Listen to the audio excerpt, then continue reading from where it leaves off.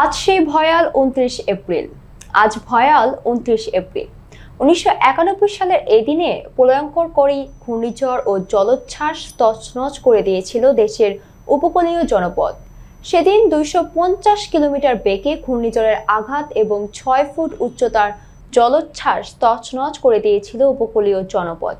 ওই ঘটনায় দেশের দক্ষিণ পূর্ব উপকূলীয় অঞ্চলের প্রায় ১,৩৮,০০০ মানুষ নিহত হয়। ১ কোটি মানুষ তাদের সর্বস্ব হারায়।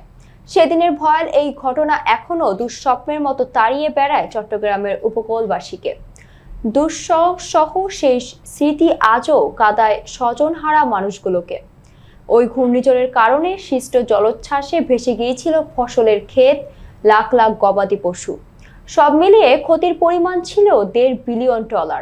সবচেয়ে বেশি ক্ষতি হয় ভোলা, হাতিয়া, চট্টগ্রামের সন্দ্বীপ, আনোয়ারা, বাঁশখালী, কক্সবাজারের চকরিয়া, মহেশখালী ও কুতুবদিয়ায়।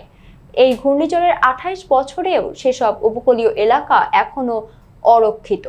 সেদিন রাত ১০টার পর ১০ থেকে ২৫ ফুট উচ্চতায় সাগরের পানি মুহূর্তেই ধেয়ে আসে লোকালয়।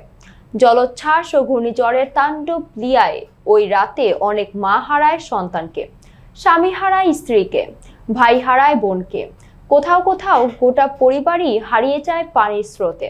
২৯ এপ্রিলের সেই ধ্বংসযজ্ঞের স্মৃতি বয়ে উপকূলীয় মানুষের কাছে দিনটি ফিরে আসে বারবার। দিনটি বাংলাদেশের ইতিহাসে একটি শোকাবহ দিন।